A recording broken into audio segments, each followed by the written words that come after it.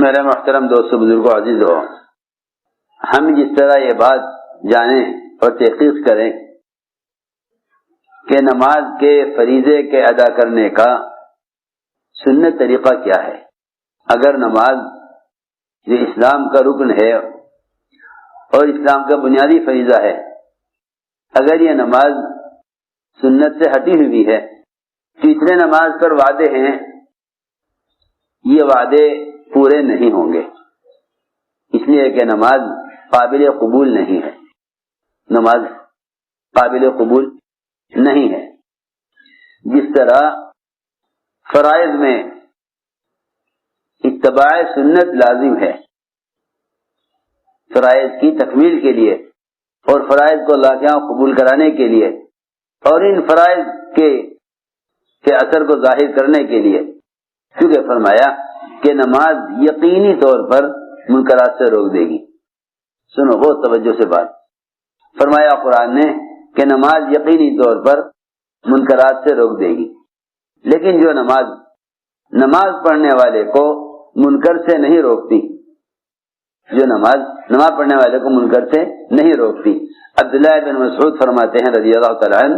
کہ ایسی نماز نمازی کو اللہ سے دور کرتی رہتی ہے، ایسی نماز نمازی کو اللہ سے دور کرتی رہتی ہے۔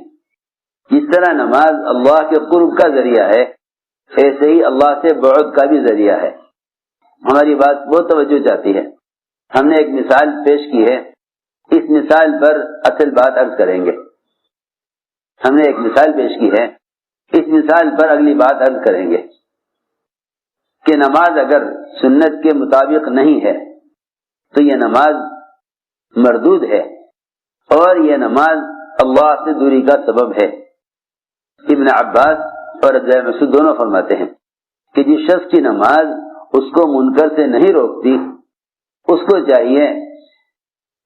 فرمایا کہ وہ نماز اس کو اللہ سے دور کرتی رہتی ہے، اس لیے میں نے عرض کیا کہ اس کو چاہیے کہ یہ اپنی نماز میں ان چیزوں پر غور کرے جو چیزیں اللہ سے دوری کا سبب بن رہی ہیں یا جو چیزیں منکر سے روکنے میں رکاوٹ بن رہی ہیں۔ ہم نے عرض کیا کہ اگر فرائض کا ادا کرنے والا فرائض کے ادا کرنے کے ساتھ منکرات کی طرف راغب ہے، منکرات کی طرف راغب ہے، تو یہ ان منکرات کے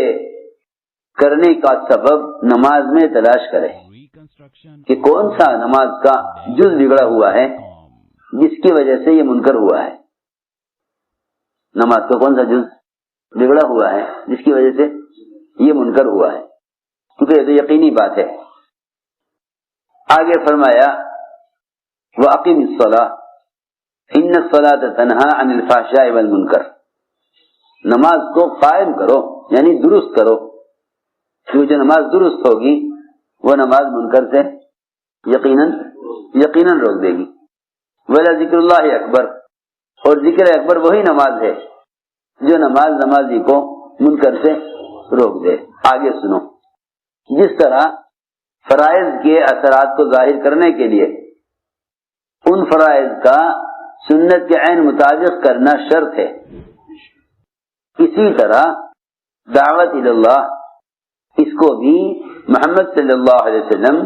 اور آپ کے صحابہ کے طریقے کے مطابق کرنا لازم ہے۔ یہ ہم عرض کرنا چاہتے ہیں، کیونکہ محمد صلی اللہ علیہ وسلم امت کو صرف دین نہیں دے کر گئے بلکہ دین کی دعوت اور اس کا ایک طریقہ محنت دے کر گئے ہیں۔ جس طرح اقتداء لازم ہے اسلام کے فرائض میں اور اقتداء لازم ہے تمام ضروریات اور بشری حاجتوں میں، اسی طرح اقتداء لازم ہے دعوت اللہ میں، اس طرح اقتداء لازم ہے دعوت اللہ میں۔ دعوت کیا ہے؟ امر معروف اور نہی منکر، اس کی عملی محنت کا نام دعوت ہے، اس کی عملی محنت کا نام دعوت ہے۔ جب یہ دعوت نماز کی طرح اپنے طریقے سے ہٹ جائے گی اور دعوت نماز کی طرح اتباع سنت پر نہ رہے گی تو اس کا اثر ظاہر نہیں ہوگا۔ دیکھو دوستو عزیزو، اس امت کے افضل امت ہونے کے لیے اور اس امت کے خیر الامم ہونے کے لیے، اور اس امت کی خیر اسی میں ہے، اس امت کی خیر اسی میں ہے کہ یہ امت بھلائی کا حکم کرتی رہے اور لوگوں کو برائی سے روکتی رہے۔ اگر امت یہ نہیں کرتی تو یہ امت خیر امت نہیں کہلائے گی۔ پھر اس امت کے ساتھ وہ سب کچھ نہ ہوگا جو محمد صلی اللہ علیہ وسلم کی امت کے ساتھ خیر القرون میں ہوا ہے۔ خوب توجہ سے بات سننا، امر معروف اور نہی منکر، ان دونوں فریضوں کو محمد صلی اللہ علیہ وسلم اور آپ کے صحابہ کے طریقے پر ان دونوں فریضوں کو ادا کرنا،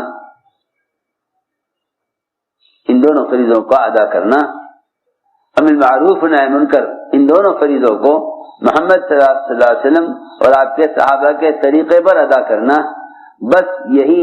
ایمان کی تکمیل کا سبب ہے،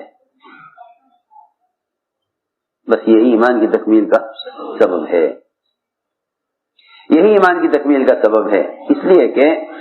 کمال ایمان احادیث میں اسی کو فرمایا ہے، کمال ایمان احادیث میں اسی کو فرمایا ہے کہ جب تمہیں نیکیوں سے خوشی ہونے لگے اور گناہ سے تمہیں غم ہونے لگے تو جان لو کہ تم مومن ہو۔ ہماری بات توجہ سے سننا، سب سے پہلے ہمیں چاہیے کہ ایمان کے کمال کو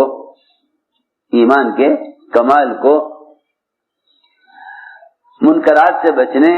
اور معروفات کے کرنے میں ایمان کے کمال کو یقین کرو کہ ایمان کا کمال یہ ہے کہ منکرات کی نفرت اور معروفات کی رغبت پوری ہو جائے، منکرات کی نفرت اور معروفات کی رغبت پوری ہو جائے۔ 22 سنوں میں کیا کہہ رہا؟ معروفات کی رغبت اور منکرات کی نفرت کو کمال تک پہنچانے کے لیے،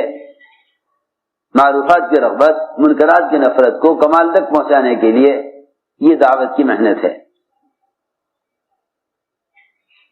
یہی اس محنت کا نتیجہ ہے کہ اس سے ایمان کامل ہو جائے گا، اس سے ایمان، بہت ضروری باتیں مجھے عرض کرنی ہے آپ سب سے۔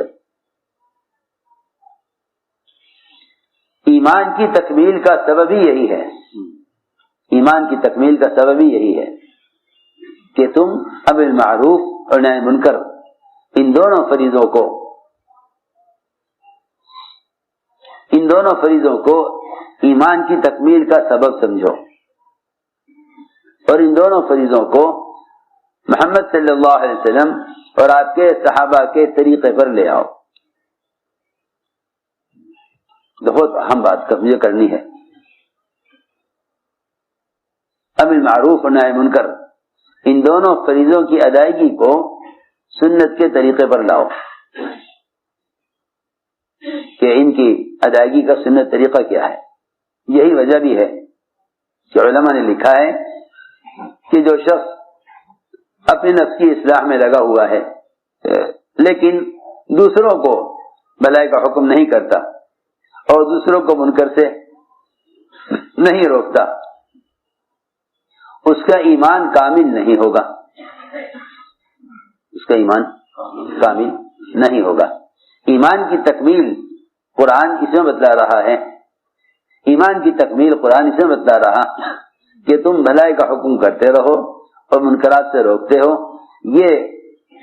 تمہارے ایمان کی